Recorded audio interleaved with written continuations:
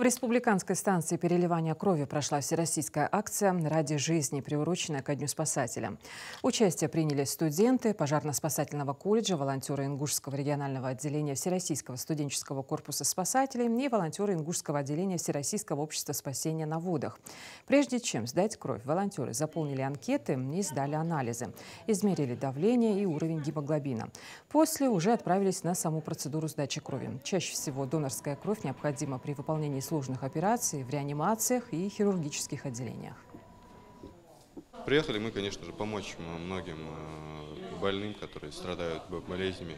В частности, в крови нуждаются больные лейкозом, дети, взрослые, пожилые люди тоже же. Конечно, это благое дело со стороны человеческой морали, с духовной стороны. По нашей религии это очень дезлярхадакс,